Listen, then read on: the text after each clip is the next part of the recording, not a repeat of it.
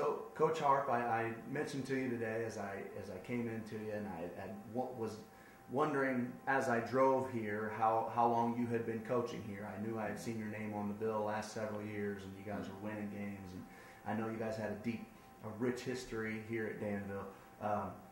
And as I was driving here, I told you I came across the stadium and it had your name on it, and of course, so I figured this guy's been here for a long time. So, Coach, you've been coaching here a long time. You said you played in 10 state titles. You guys have won 7 of them. Are those accurate numbers? Right. Yes. What would you say as a coach who's been doing it a long time? What's the success? How do you sum up that type of success? The little things that you believe in. How do you sum that up? What's that been accredited to? Well, I think it takes a lot of things to enter into state championship play as much as we've been able to do that. But to me, the number one factor enters into is you got to have an administration that wants it. If you don't, it's too big of a battle, and you need to go somewhere else. So to me, that's priority. Our administration believes in success academically as well as athletically. They think they go hand in hand, and that's a good place to be. So to me, that's number one. Number two, obviously, you got to have athletes in place. I think coaches can take an average athlete and make him a better athlete. I think you can take a good athlete and make him a darn good athlete, but he's got to have some of that inbred, and then there's got to be a lot of want to and desire, dedication to it, commitment. And in today's world, that's tough to come by sometimes now. Third, I think you better have a really good staff together, and I think you got to have guys that that love coaching with each other. I think you got to have coaches that love players, players that love coaches, players that love each other, and things like that for it to work. So there, you're talking about team chemistry. I can teach a young guy or a coach what to do. But I can't inbred enthusiasm in him and the want to in him and the ability to stay up and do all the elbow grease and do all the film study and everything else. He's got to want to do that. I can teach him how, but he's got to want to. And I think you got to take all those ingredients and put them together. And then with the rich tradition and history over the many years, Danville High School now has this in 2012 will be 100 years of football. Here in Kentucky.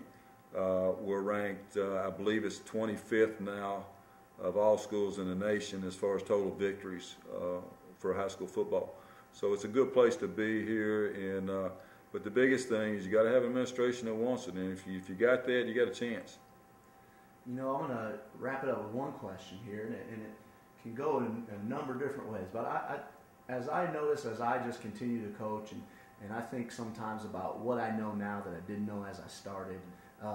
What advantages do you think or do you see that you have as a coach over what you used to have as a coach, maybe 15 years ago? What are some of the things that you think over time you've developed and improved on and that makes you better now than you were 15 years ago? Well, I think the longer you're in it, the more the game slows down for you. I think it's kind of like you put a quarterback in a game, and he's got all these parts that's moving around everywhere, especially in the passing game.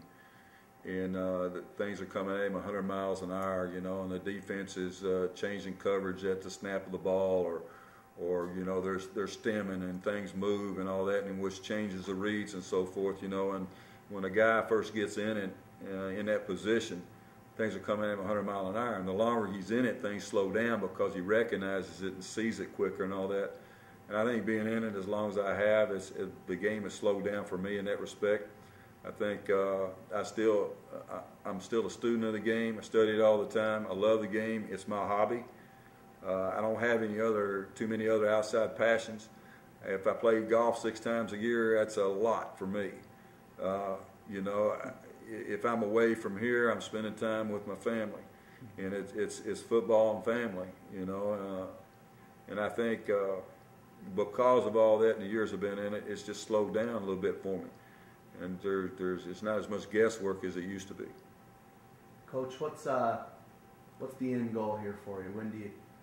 What do you got planned for your future, if you can touch on that at all? Well, I'd like to win a few more state championships before I get out of this. I can't see myself being one of those kind of guys that wake up in the morning fully retired and say, well, what am I going to do today? You know, it sounds nice for a few weeks, but then after that, I think I get bored pretty quick. I just enjoy the kids. I enjoy coaching. I enjoy the relationships. And when coaching's all over for me, it's going to be about all the relationships. It's not about the victories and all that. It's about, to me, it's about the preparation. It's about the journey, about getting there. Friday nights is just icing on the cake. You know, I enjoy it. I love the lights. I enjoy seeing what you did. You worked on all week long, come to fruition when you play on a Friday night. But to me, it's all about the journey and getting there and the relationships you built along the way. And when I fully get out of this game, that's what I will miss the most. Yeah, well, Coach, I feel lucky to have met you. Good luck in 2011 and as we move forward. Well, thank you, Nate. You got a great thing going here, and I look forward to getting on the ChiefPigskin.com and checking it out a lot more. All right, appreciate it. All right.